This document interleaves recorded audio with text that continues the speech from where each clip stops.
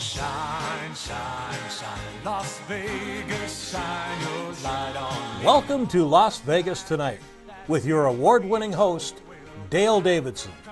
Dale interviews fascinating guests from top-ranked celebrities to people just like you who have an important story to tell.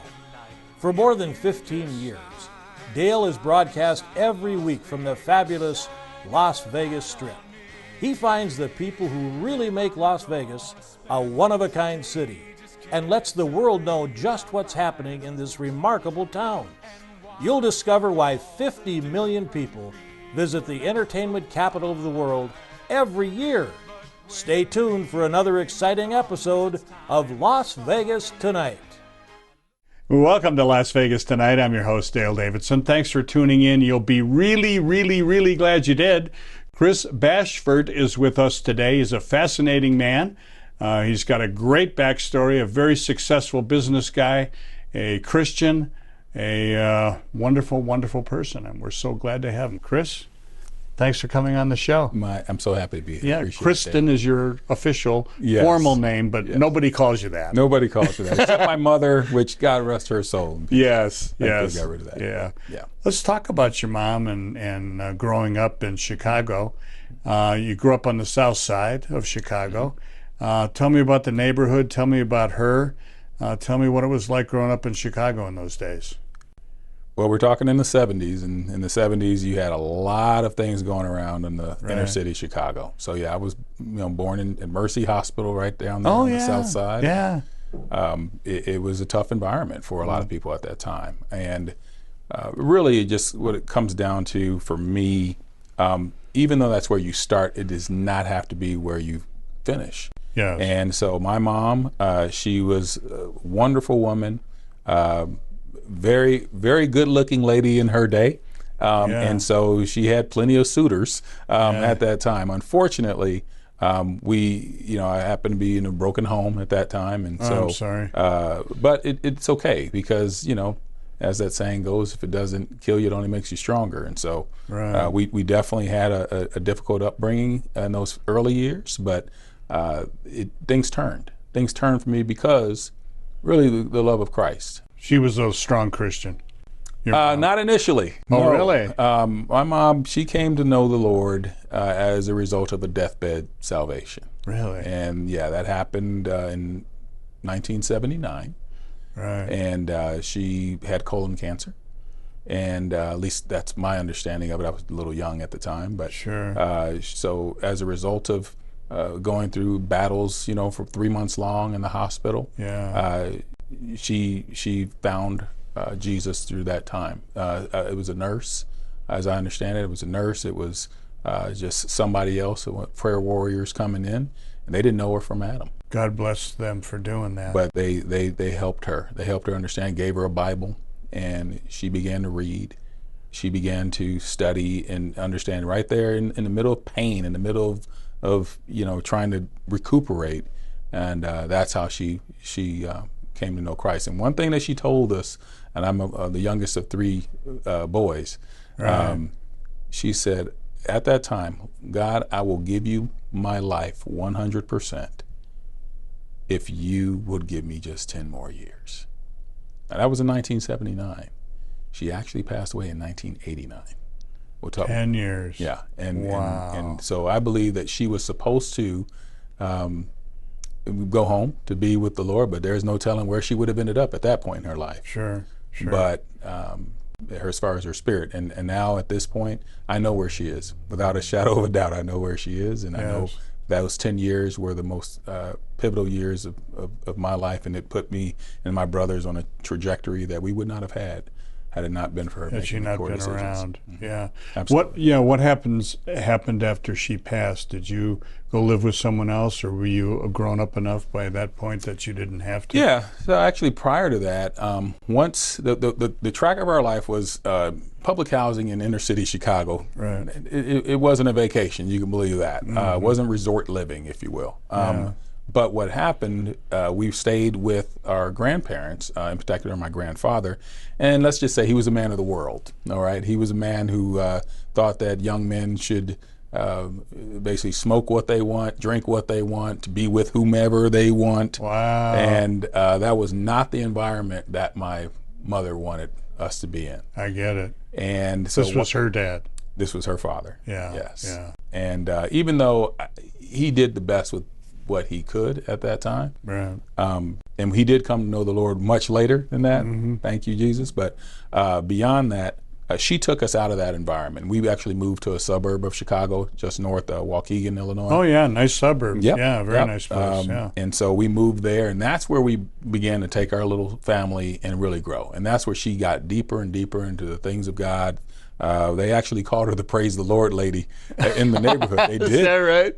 Because everywhere she went, she would raise her hand. She would sing Praise the Lord. Praise She the would Lord. sing hymns. And people on the buses, public transportation, didn't matter where she was. What a great woman. That was her. I And wish I knew her. Yeah. Yeah. And during every holiday, she would have all the kids in the neighborhood would come to the house. She would, give them candy and treats during the Halloween. And instead of she didn't celebrate Halloween on the 31st. She celebrated All Saints Day on the 1st of November. Yes. That's when all the kids would come in. That's right. She would take care of them, make them sing songs and carols and stuff. Christmas was great. It was fantastic. Oh, what a great way to grow up. Yeah, it was at that point. But again, we were still in public housing, still, on state assistance and whatever. And so we had to come out of that. And the Lord gave us the ability to do that. That's where I began to really try to figure out who I was, because by that time it was middle school and high school. And my brothers, we all stuck together, but I was the guy who kind of followed my mother's lead, kind of stayed under her skirt, if you will, and really tried to learn the things of God and study the Bible alongside her. And church was an important part of your lives? Huge. Well, what church did you go to? So we started in Waukegan, as I shared, and we went to a small Baptist church called Emmanuel Baptist on Grand Avenue. Sounds great. And it was a great little church, but it wasn't the fact that the church was so great. It was, to be frank, honest, and looking back on it, was probably considered boring to most kids at the time, and I was no different. But we got to sit in the back row and cut up while the pastor was speaking. So that was important. And of course, we had all the youth group kids and whatever. We had many ushers coming on back there from time to time and correcting us, taking us outside and chewing us out. And it was okay. It's the house of God. That's right. Exactly. We sound just like we were good old Brother Jones back in the day. But no, we certainly did that, and that was all part of us growing up, and it was great. But what really did it was after church was over, the fellowship we had in the gym. They kept the gym open for us every Sunday. There you go. They had Athletics. food for us and whatever, and that's kind of how I began to figure out what I wanted to do. Yeah. And it was great. And you were an excellent basketball player, right here. Some people would say that. I know better. There's many thousands of people better, but I guess I'm still. Did you play in high school? I played in high school as a result of being at church. I played in certain youth church leagues and what have you. Really got to know just the game in and of itself. And it was really just parents trying to do the best they can with what they got. But I kind of was one who kind of excelled. And then I went ahead and said, well, I'm good enough in the church leagues. Let me try the actual school leagues. Became really, really strong there. You look like a power forward. That's what I was. Okay. Yep, that's exactly what I was. And so learned a lot about the game, began to study the game under my coach at that time, Coach Phil Judson, Zion, Illinois. But it was great. It was really, really just a good time of learning for me all through high school, et cetera. And then from there, I decided that was something that was really important to me. As I developed, got stronger and gained more ability, I said, I want to play college. And it was at that point where I started looking around, and I thought I was going to go to the University of Michigan in Ann Arbor. Oh, okay. And be part of the Big Ten school. Big Ten school. Big time Big Ten. Absolutely. Yeah. Back there was anybody who remember the '89 squad who won the national championship. Yes. I was hoping to be on that team. Yes. I would have been on that team if I had gone, but God had other plans for me. Yeah, tell me about that. You ended up at one of my favorite colleges. Absolutely. Oral Roberts University. Oral Roberts University. How are you? Yeah. Changed my life. How did that happen? How'd you end up there? So, well, with a praying mother at home and who had different plans for my life, regardless of what I wanted, she was going to have a say-so, right? Yeah, sure. And so at the end of the day, what came down to was, well, I believe the Lord is telling me you should go to Oral Roberts. Well, I wasn't hearing that at 17, she was 16, saying 17. That. Yes. Yeah. Okay. So I was like, no, Mom, I want to go to Ann Arbor. I want to go to Big Blue. I want to be there at the University of Michigan. And good goal. She said, no.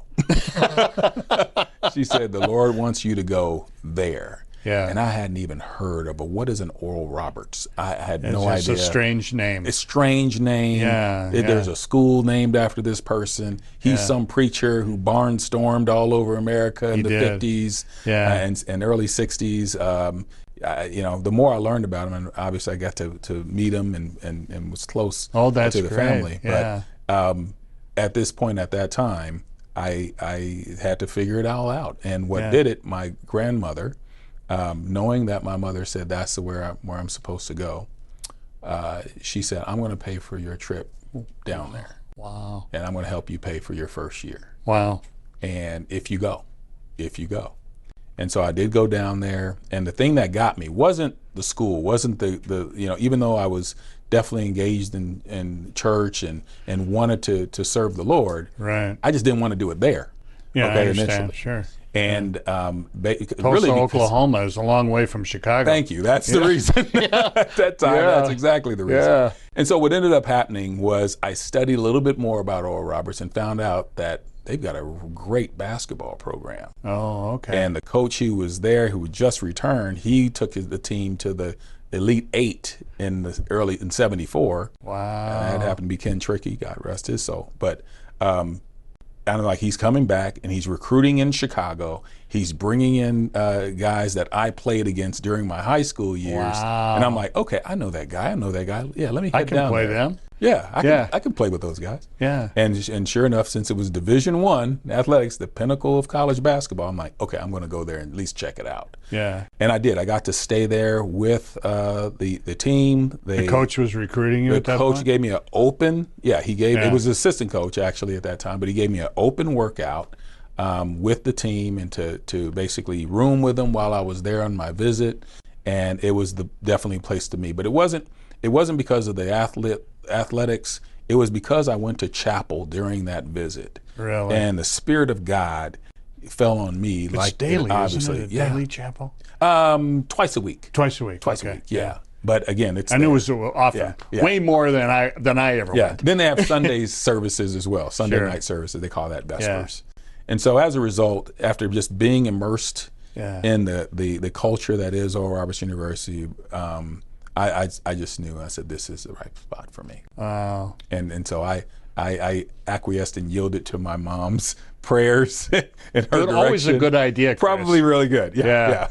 So it's been great. And you played basketball the whole time you were there? Actually, no. I had to walk on. Oh, you did? All right. Okay. And during my freshman year, I actually didn't make it. Wow.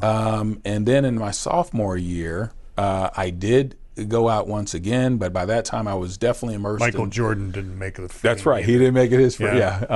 And so, but they allowed me to kind of be around the team and still practice and work out. So I was one of those players that were on the fringe. Right. And because they had already promised scholarships, and I understand the business of college athletics now. So, but back then, of course I didn't understand, but I just kept on working on my body, working on my skills. Yeah. Didn't give up. Went back.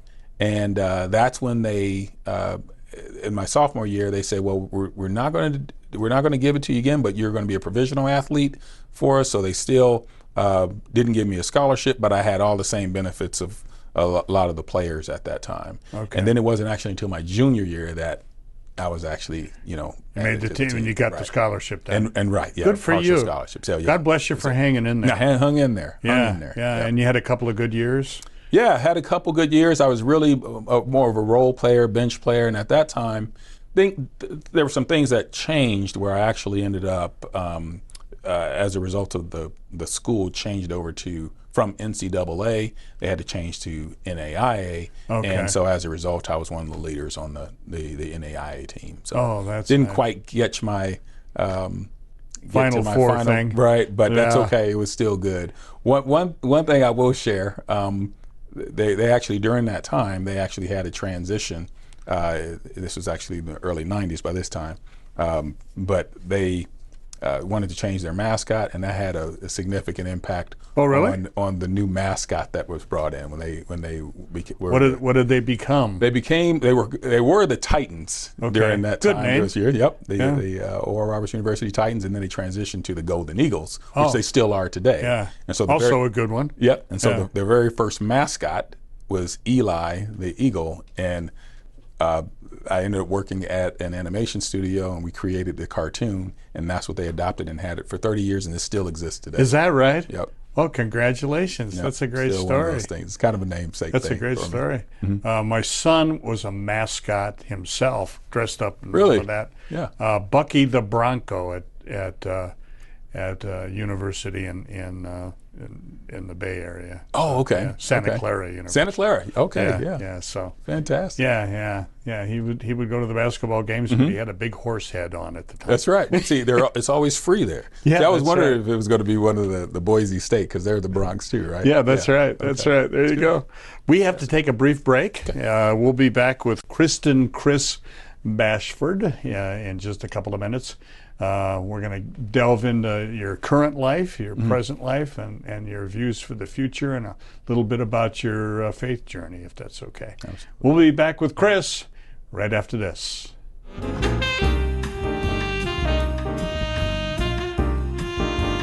Hi, I'm Dale Davidson, host of Las Vegas Tonight. You know, radio has an enduring place in the heart of America. Sometimes it's music that can enliven your spirit or keep you company when you need some. More often for me, it's just been the right spoken word or two that can quiet my mind and soul. Radio brings me a reassuring word in the quiet of night or a welcoming voice early in the morning as I shake off the night's sleep and find my way into God's purpose for my day. And always, I find the best radio station is the one that brings me the best news, the gospel of Jesus Christ. My favorite radio station is KKVV in Las Vegas, Nevada. It's still right where it's been for years, at 1060 on the AM dial, hovering over Sin City like a gospel airship, broadcasting the good news of the abounding love that Jesus Christ has for every single one of us. No matter who you are or where you live, you can receive God's Word via the KKVV Gospel Airship. Just go to kkvv.com and click on Listen Live. KKVV is using all the tools that God's provided them, like podcasting and video streaming and video on demand, to produce programs that lift up our fellow believers and save the lost. If you feel a calling to speak to others about Jesus Christ on your very own show, pick up the phone and call the station. They'll be happy to tell you how. Call KKVV today at 702-731-5588 or drop them an email at kkvvradio@hotmail.com. Please join me in becoming part of the KKVV family. You'll be glad you did.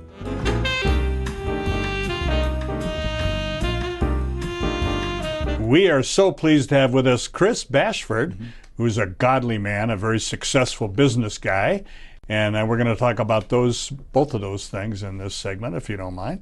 A little bit more about Oral Roberts University. You really kind of discovered on the basketball team and with your faith journey there at the school that you had some leadership qualities. Yeah. Tell me about that. Yeah, I have to give a lot of credit to the leadership in the Dean of Men's office, because, again, not having a father growing up, as a young man, you look for father figures in your life. You look for folks that, are aligned with what you believe your faith instills with, just kind of your core belief system. And I found a group of men, an organization in the Dean of Men's program at ORU that really took me on the journey that I needed to be on at that time. I mentioned earlier that my dear mother passed away when I was a sophomore there. Oh, okay. And it was that'd be tough. Yeah, and it was the dean of students, Dr. Clarence Boyd, who's still there, He's the one who broke that news to me. And it was very special for me at the time. I was, again, just as a sophomore there, I realized that there was more to life than just college athletics, that the relationships that you build, that's what really is going to, propel you forward in life, the people that you decide to associate yourself with. Yeah. And even though, there's an element in every organization, at every school, every business, whatever, that who you should be with versus who you shouldn't. Yes, right? that's right. And so and sometimes you drift. And sometimes you drift, absolutely. Yeah. But the Dean of Men's, that unit, that core unit of some 40 men, was really instrumental in my life, in the sense where they helped guide me, knowing that I didn't have any parents now, to help guide me through what I know, look back now, is some very, very narrow shoals in my early development. And so they put me in situations where I had to lead, the students on, the current floor that I had. I had to, just part of the student peer council, the student government. We had a voice, for what needed to happen in the school, and so I was kind of the tip of the spear on a lot of that. Oh, that's great. And it was good. It helped, mold me into something that I didn't know. These men saw something in you, is what they did. Yeah, they did. And were it not for them, I honestly don't know what track my life went. Would have gone, especially at that time. They were very instrumental in keeping me engaged with the athletics department, because basically my job was to make sure that those athletes who came in from all parts of the country and with all backgrounds, they did not recruit Christian athletes to come to the university. They recruited athletes. Right. And we hoped that at that point that they would find Jesus in their journey there, like I did. Many did, right? Many did. Yeah. Many did. Yeah. And in fantastic ways, and they're still serving God today, many of them. Yeah. But that's not where they started. Yeah. And so to be able to have influence over them, over men during that time, and to mentor them as their peer, nothing better than them. I certainly wasn't.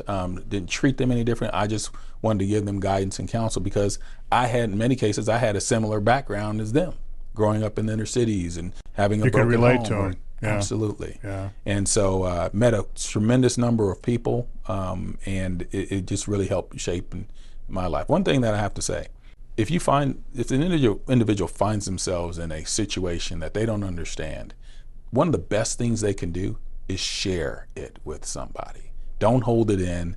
Don't think that you have all the answers. You don't. You have to share it. You have to get it out, so that then people know to come and assist you where you need help. Or maybe you'll be that one to minister and help and mentor somebody else. Through your pain, you can find progress. Yeah. And that's what, it was certainly the case for me during that time. Yeah, I've had a couple of friends who also went to Oral Roberts University. One was a baseball player, played for the baseball team, and now he's a pastor and has been for 40 years here in Las Vegas. And another went on a music scholarship, and now he's a singer, very well-known singer here in Las Vegas and elsewhere. And both of them speak so fondly of ORU, I always wanted to go and see it, and of course I can't meet Oral Roberts anymore, but I always wanted to see it myself. What a great experience. Still there. It's getting better every day. Being an alumnus of the university, it's great to see the things that are happening there under the new leadership that's there. It's nice. Fantastic. That's really, nice. really good. Let's talk about business success. In Tulsa, you stood out beyond the university, it sounds like, and became a pretty well-known business guy. Tell me how that happened. Yeah, so after I graduated, basically from 92 through 99, I worked for the university in the capacity I was sharing, kind of as a liaison between the student affairs office and athletics. Then I left, and I was kind of in two worlds, because at that time I was also, during my graduate school days, I was working locally at a film studio, post-production house. And we were working on doing the this film. kind of stuff. Yep, doing this kind of stuff. Yeah, so, yeah. you know, that I learned my bones and kind of got involved in advertising and, you know, did some work, you know, in radio, very little work, some TV, but very localized, you know, nothing major. But it actually gave me an exposure that I probably would not have gotten otherwise. And one of the things that was great during that time, you know, computers were just kind of taking shape. The internet was just being created. We're talking the mid to late 90s. And so as a result, you know, the Windows programs were out there. And so software was being made to do cell animation or, you know, cell art. Yes. You know, it used to be painted. Used to be painted. Each one, right. Yeah, very laborious. Oh, yeah, very. And so when it started getting into computers, we ended up converting our animation studio, which we were working with the local Cherokee and Choctaw Indian Nation to do the cell art, the actual paint. And we started converting to computer and going away from film, per se. And so as a result, we ended up kind of selling a lot of the film interests in transition to computer. And I was kind of the production manager and business manager on many different productions. We created a biblical series that we called it Zeke's Chronicles. Really? Yep, had 3 titles at that time. And so that's when the business community in Tulsa, they started to recognize me and say, hey, this guy is doing something that we haven't seen anywhere in the country. And we started getting in the catalog. Catalog was the thing. It wasn't the internet back then. Nowadays, everything we're in a catalog. Internet, but we were cataloging all across the country. We were in all of the Christian bookstores across the country. DVDs. CD-ROMs. Oh, CD-ROMs at the time. Yes. And we kind of transitioned into a company called Side Effects Interactive.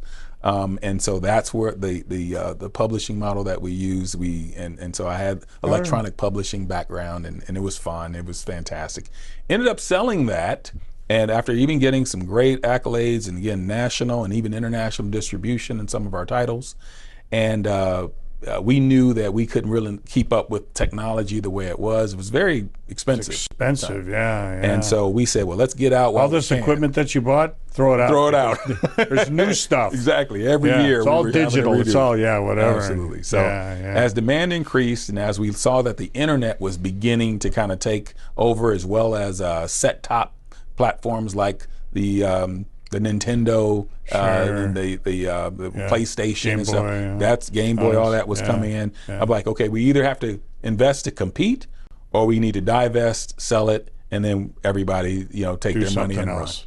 I was the guy who said, let's cash out and go and do something else. And that's when I got involved in financial services. And so in 1999, we started my own company, and it's a namesake from our distribution house that we had created at the time called Eagle Mountain Mortgage and Financial Services. And that's where we began to put together a team, and we did quite well. So you were selling mortgages, and you were doing other financial planning, stuff like that. Yes. And did you find you had a knack for it? Did you study any of that?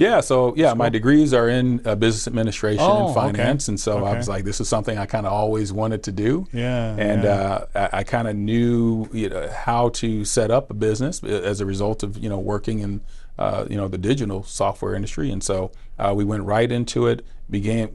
Actually grew to be the one of the state's as far as mortgage origination concerned, we were number 2 to a company in Oklahoma City. But as far as top minority business owners in the state, I was recognized accordingly by the Tulsa World, the newspaper at the time. And it sounds like you moved within groups of really interesting people. Tell me about the Native American presence and particularly in Tulsa, which is pretty substantial, isn't it? Extremely substantial, yes. I mean, you had towns like Tahlequah, Oklahoma, and Morris, Oklahoma, Beggs, Muskogee. There's some good country songs out there, I think. I know. Okie from Muskogee. That's right. Those are things that are inherent with any Oklahoman. The values that the Native American people have, the fantastic artwork and crafts that were created.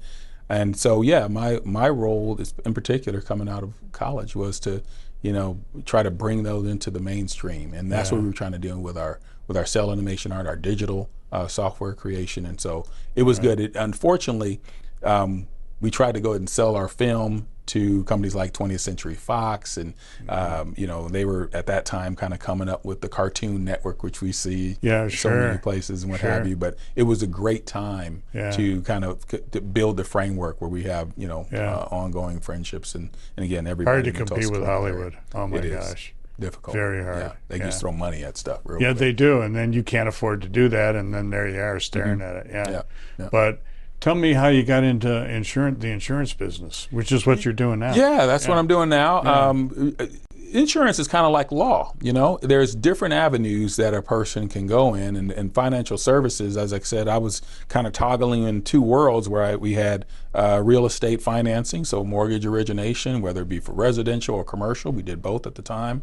And then we toggled into financial planning. By financial planning, we specifically life insurance, annuities, estate planning to some degree. With individuals. All consumer-based, direct-to-consumer. And so, and that's always going to be a needed thing in our society. Oh, yeah, absolutely. And so at this point, what ended up happening during the 2000s decade, we had a little thing called the Great Recession. Yeah, and I remember. I was there.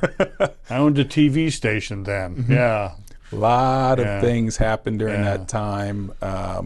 And let's just suffice it to say, I did lose the business during that season. A lot of people did. A lot of people did. I mean, if you're a mortgage originator back in 2006, 2007, the walls basically fell in on you. They sure did, yeah. And I know there was a month I lost 216 banks had access to lines of credit and ability to finance homes in literally a 30-day period. Wow. And anybody who's in that industry back in that time, they remember this. They absolutely remember it. Oh, yeah. And that was a grim time. Yeah. It was. It was a tough time here in Nevada, I know. It sure was. Yeah. At one point, 75% of the homeowners in Las Vegas were underwater. 75%. Yeah. Absolutely. Yeah. Absolutely. It's a very tough time. Very tough time. I ended up going bankrupt and had to. And as a result, I actually lost my marriage during that time frame. I'm sorry. And in those tough years. times. Yeah, it was tough. It was tough. But the Lord help you through that? Absolutely. Yeah. Absolutely. That's what people need to understand. They'll say, why do bad things happen to good people? And the answer is, I don't know. But what I know is the Lord will walk you through it. That's Jesus will walk you through it. That's right. And he did for you. He absolutely did. Yeah. Without question. Had it not gone through that valley, had I not gone through that fire walk, I like to call it. Yes. It would not have purified me and brought me to where I'm at right now. Yeah, he just puts you through the smelter, doesn't he? And purifies you. Yeah, but it's good. We all need to do it. Yeah, we do. You can't have oil unless you press the olive. And that's what it was for me. Yeah, So I think. But you came out of it, and and that's when you went into insurance. At that point. Yeah, I mean, I was in insurance. I got into health insurance. Okay. So specifically during that time, like many people, I had to get a job. All right. Funny how that works. Yeah. Right. Yeah. And so at that point, I was looking for what's the right way to go. I got some certifications, and I started looking into Medicare, looking for Medicare supplement planning in particular. Yeah. And in 2009, I ran into an office of a Fortune 100 company called Humana. Oh, and okay. It was at Humana where they taught me what I needed to know about Medicare. That's great. I actually wasn't even looking for a job. They gave it to me. That's right. Well, the Lord gave you that job, didn't he? Yes. Yeah. We need to take a brief break, Kris. We'll be back with Kris Bashford in just a minute. We want to examine Medicare a little bit because I got a couple of questions for him, being an old guy the way I am. We'll be back with Kris right after this.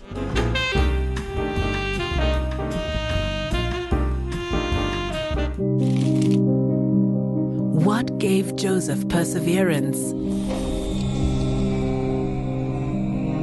What did he see in that well? A future of uncertainty? A life of fear and pain?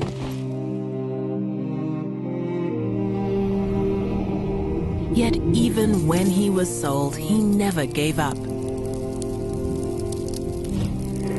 Even after he was wronged, he did what was right.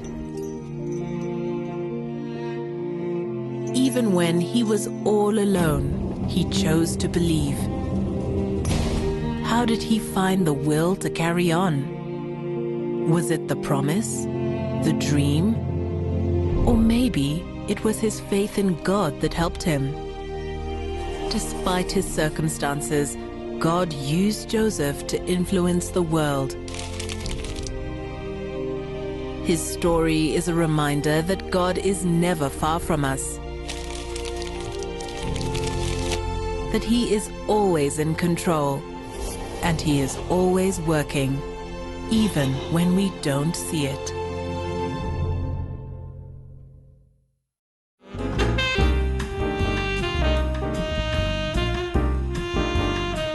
Welcome back to Las Vegas Tonight. Kris Bashford is our very special guest today. He's got a fascinating life story. If you missed the first two segments, shame on you. Rewind and watch them both, because he just did a great job really talking about his life and relating to other people and helping them to understand what Christ is all about. And we'll ask you to do more of that in this segment. Let's talk about your faith journey and how it's matured. You obviously came to Christ in a major way at Oral Roberts University. And you went through the valley, as we talked about in the last segment. How has Christ helped you in your life from this point forward? Well, actually, when you look, I think everybody, when they look at their life story, they know where they erred. I think you know when you weren't in tune with what's best in your life. Sure. And then you take a look and say, all right, I kind of like the prodigal son. Hey, at Dad's house, I wasn't eating pig slop, Yeah. And so that's kind of where I look at my life and say, hey, when I veered off, the enemy is always right there. He's going to make sure you get into trouble. He's not going to be there to get you out. Yeah. So that was me. And now when I look back at it, I realize God was with me there all along. He never left me. Yeah. It was just I got distracted. Yes. And so I feel that way today. He's always here with me. Yes. Anything I do, anywhere I go, Yes. any conversation I'm having, Right. he's ever present. And I believe my mother taught me that. I certainly saw a lot in my journey. There's so many different things that I got to do that a lot of young men and women don't get the opportunity. I remember occasion going overseas to Germany, and as a result of Oral Roberts University summer missions, and I led a team out there, and we literally went and walked the street and just did the story of Christ in mime. Really? On the streets. Of Munchen, aka Munich, Frankfurt, Dusseldorf, Cologne. We were actually the first team from Oral Roberts who went right after the wall fell, and so 1989. Exactly. So we went in '91. Wow. And we got to minister on the streets of East Germany. Wow. At that time, on the other side, and it was amazing at that time when because no American teams had been. And a whole generation. Away from Christ, yeah. Exactly. They still had things that were from the 30s. Yeah. And you see that in, old movies, and you don't realize it, but going there and actually seeing it, that they literally were 60 years to 70 years behind the rest of the Western world. Wow. That was amazing to a young man at 19, 20, 22 years of age. And to see that was what was going on, and then to just turn around and be able to minister to them and show them that there was more to life than their immediate surroundings that were there, because they had no clue on what the world was shaping up for. They had been closed out for all these years. Oh, yeah. And lied to in the media forever. Absolutely, and propagandized. Yeah. And so now us coming in, the only thing, I remember the running joke in our team was, oh, you're from Chicago? The only thing they associated with Chicago was Al Capone. And so they were doing Tommy Which was Gunn. a while ago. It was a long time ago. And that's all they knew. Yeah. And so to come in and says, no, the world has advanced, and so has but the love of Christ is never going to leave you, and he's right here with you. And we led so many to the Lord.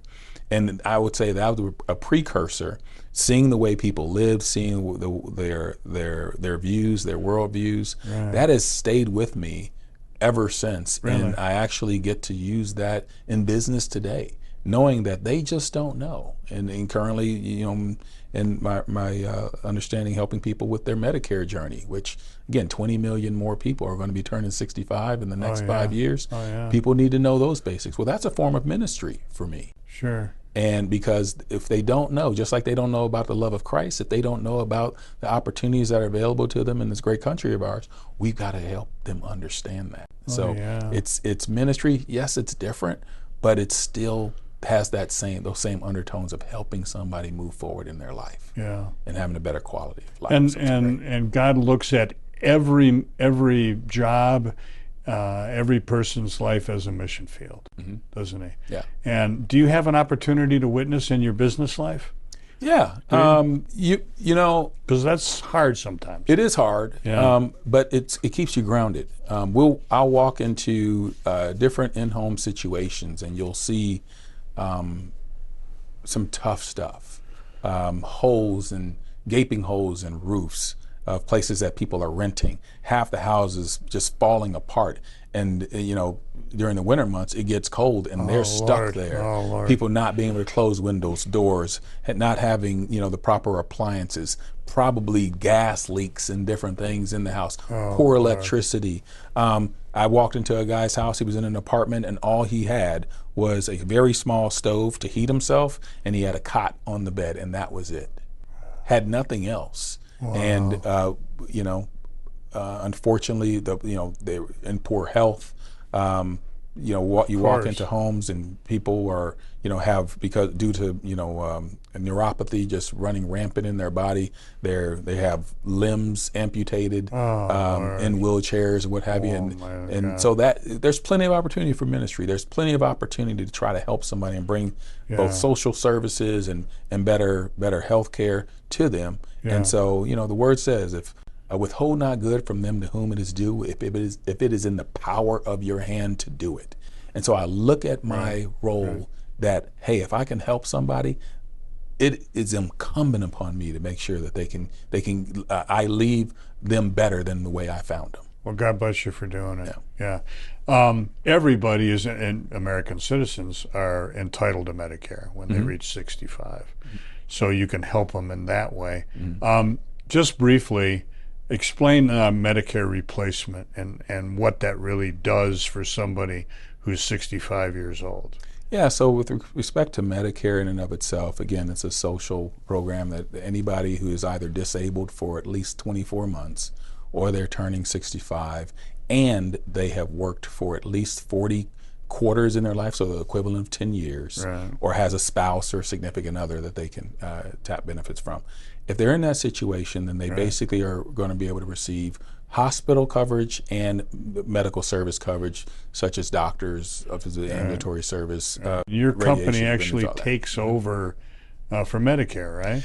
Well, it's not that we take over, but you do have two tracks that individuals who are qualified for Medicare can go on. One track is receiving original Medicare and being able to add supplemental coverage. Medicare is an 80-20 deal, very similar to what is available through their employers and what have you.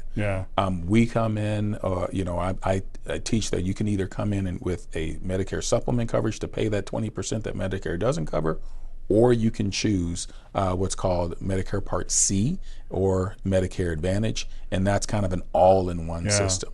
There's restrictions on one, less restrictions on the other. There's front-loaded monthly premiums on one. The other may not have little to no fees, but you have to pay co-pays every time you go and receive services. So we help people understand the differences, and different areas have different benefits, and so we help articulate what those are so that people can make a good decision. I can sit here and testify that Medicare Advantage had a super part of my life. 2 years ago, I got COVID in a bad way, and I was in the hospital for 27 days. The sticker price, the hospital bill, was $700,000, Yeah. which is a lot of seen it. money. Mhm. Yeah. And I think every now and then they'd ask me to write them a check for $290. I don't even know what that was for. Mhm. I just wrote the check. Yeah. But that was it. Yeah. They covered everything. Yeah. It's amazing what you guys can do. And it gives me shivers when I think about staring at a $700,000 hospital bill. Yeah. To go through life without having that coverage is a huge risk, because you just don't know. You don't know. Yeah. Yeah. And we help people with that. And a lot Yeah. of people don't know. Yeah. And so just like, an individual may not know the story of Christ. They may not know what he did on Calvary. Well, a lot of people don't know what God has already done, or the taxpayer has already done for them. And but they need guidance. It needs to be shared. So I look at, my ministry in business is the same thing as what, we need to share with everybody regarding our faith. Yeah. And it's oftentimes an equal walk, and sometimes those two trails meet one another in homes. I've had a lot of prayer in homes of people that I've helped. That's wonderful. And so it's definitely an active part. And to see, and the cool thing about being in sales, and I spent a career in sales myself, is if you're a good person, which most salespeople are, they're there to help. They're not there to cheat people or take stuff away from people. They're here to solve a problem. Exactly. And if they can, it gives you a good feeling, when you really were able to do that. Can you mention your company, or do you have to be quiet? Yeah, no, I can. Okay. I'm an assistant division manager for Physicians Mutual Insurance. Okay. And so they've been fantastic for me. I learned so much in my days at Humana, but then, now coming and joining Physicians Mutual 3 years ago, I get to go ahead and continue to take that step forward. So they've been a fantastic company, been around, those of y'all who've been, in I've heard of them, sure. We've been around since 1902. Wow. Been taking care of people on Medicare since 1970. Yeah. So where are they headquartered? Headquartered in Omaha, Nebraska. Omaha. Okay, that's it. Yeah. I operate out of our Scottsdale, Arizona office. Oh, okay. And I'm here in Nevada now because of what we've been doing down there. So you're expanding in this area. area. So okay. Nevada, California, and soon Utah. Is that right? Yeah. Wow, that's great. Just next couple months. That's great. Well, I wish you nothing but the best. I mentioned that I'd like you to talk a little bit more about your faith journey. We have millions of viewers. The Lord's blessed us with distribution here and overseas, most recently in China, of all places, where there are Christians. Wonderful. Absolutely. Believe it or not. This is your camera here. Kris, let me impose on you, if you don't mind, and spend 3 or 4 minutes talking about the importance of Christ in your life, and maybe let people know how they can bring him into their lives. Absolutely. Ladies and gentlemen, if you are there and you're hearing this story, you're hearing my story, and you see yourself in that in some way, you see an occasion in your life, maybe you were brokenhearted, maybe you don't come from the most advantaged means, then that is something that you should thank God for, because that means you have an opportunity to change your environment. This is something that you can do. You don't need any permission from anybody, not from parents, not from bosses, not even from spouses or children. You make the decision that you can be who God has created you to be. And if you're not in the track where you need to do that, get a Bible, read the story of Christ, read what he did at Calvary's cross. Read the stories of the apostles, Paul, Peter, and how they went through some tough stuff, but ultimately they got to where God wanted them to be. And when you do that, when you decide that that's who you are, that you are going to serve a life filled with Christ's love, and not think more of yourself than maybe some people think, or you think of yourself, just realize that without Christ and without his blood shed at Calvary, you can't do it. It's not in the normal human nature to go ahead and do good and love others and show what God is in your life. That is only something that God and Christ himself can do for you. And so give the Lord a chance to work in your life to become what God truly wants you to be. I know that's the way it was for me. I was not the best guy when I was having success, and God had to humble me. And once he did, it's kind of funny how your eyes get truly open and your ears, begin to really hear what God wants in your life, and you begin to pay attention. I hope you don't have to go ahead and hit rock bottom for that to happen. I hope that you will listen to what God is trying to do for you right now through my voice, through Dale, through this program, and that you begin to search out what your true destiny is. If you do that, I think you'll like where you'll end up. And remember, you have to do that through the love of Christ. And I believe that. I try to live it today. I'm not a perfect man, as no one is, but God is real. And he wants to care for you, and he wants to make sure that you have the best life and have the best living that you possibly can. And so with that, God bless you, and love those around you, and do a little bit for people that you don't even know. It's a great thing. Right. Oh, God bless you, Kris. Thank you, Kris Bashford. What a great man you are. And God bless you for all you do for other people. And we wish you nothing but success. Thank you, sir. In Arizona and California and Nevada and soon Utah. Yes. Did I get it all right? You did. You did. Uh-huh. With Physicians Mutual Insurance. So feel free to give them a call. We'll put up your phone number and all that sort of thing. Absolutely. And if they want insurance, they can do that. But if they just want the most important thing, to talk to you about Jesus, you'll be happy to do that. Always. Well. Oh, always. What a great guy. Kris Bashford, ladies and gentlemen, terrific guest. And as I try to recall each and every episode of Las Vegas tonight to say, when it comes to our Lord and Savior, Jesus Christ, please walk with him. God bless you.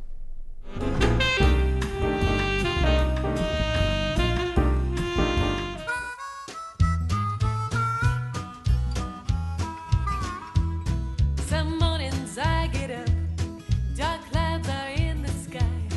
All day the sun fails to shine. Then I think of that morning when I wake up over there in the land where no dark clouds rise. There won't be no need of the moon, no need of the sun.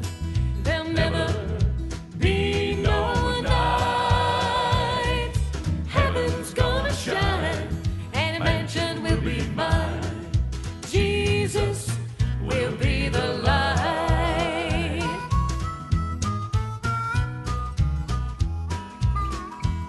Some mornings I get up and trouble's at the door.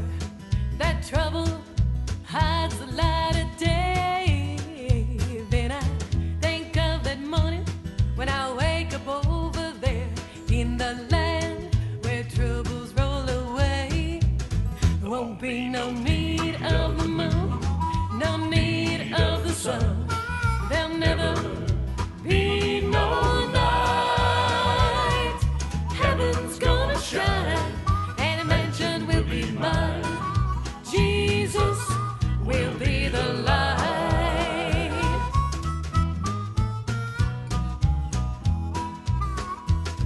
Some morning I'll get up in that land so bright and fair. The streets of gold are gonna shine, but the reason they'll be shining and heaven will be fair is that Jesus will be the light. There won't be no need of the moon, no need of the sun. There'll never be no night. Heaven's gonna shine, and a mansion will be mine. Jesus will be the light. There won't be no need of the moon, no need of the sun. There'll never be no night. Heaven's gonna shine, and a mansion will be mine. Jesus will be the light.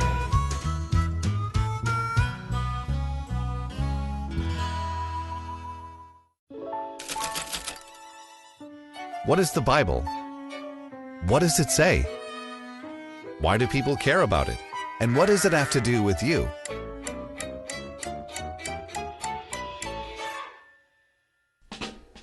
Christians claim the Bible was authored by God through human hands to share His story and help us understand who He is.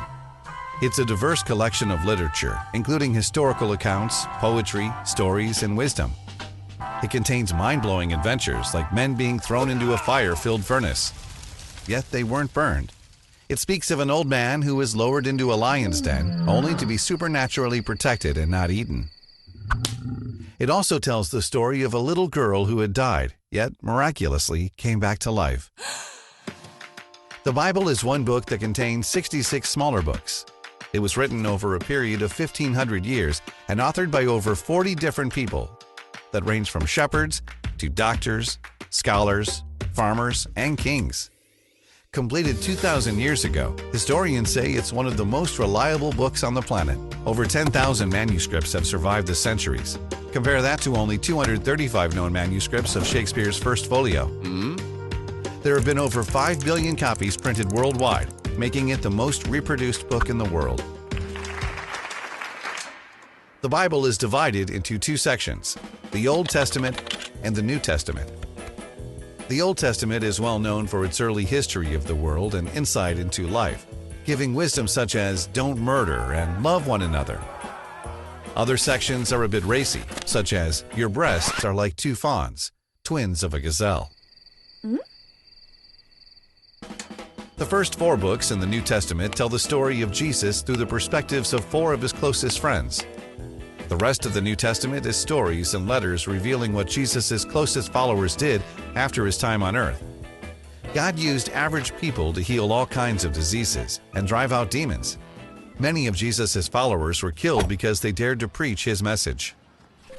Jesus claimed to be the human manifestation of God's unfailing love for humanity and the secret for true inner peace. He gave hope to the hopeless, love to the unloved, and then gave his life to bring never-ending life to everyone who would believe in him. That's where you come in. Beware, reading this book will change you. As you read it, its message of hope will come alive in you. That's what it's designed to do. Why not give it a shot and see for yourself what it says? It just might surprise you.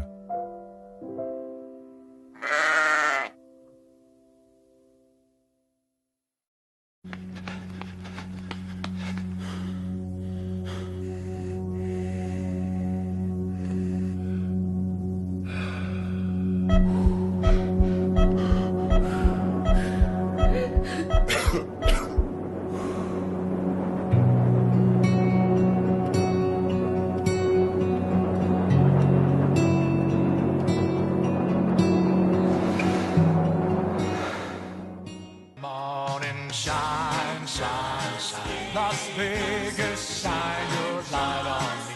You've been watching Las Vegas Tonight with your host, Dale Davidson.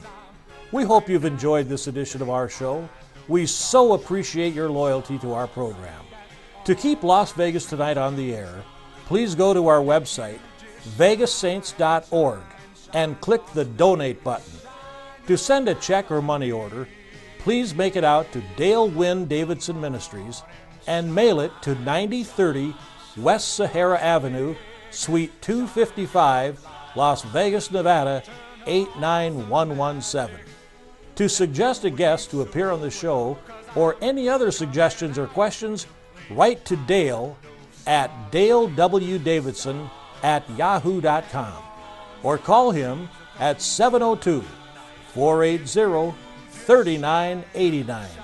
Shine, Las Vegas, shine.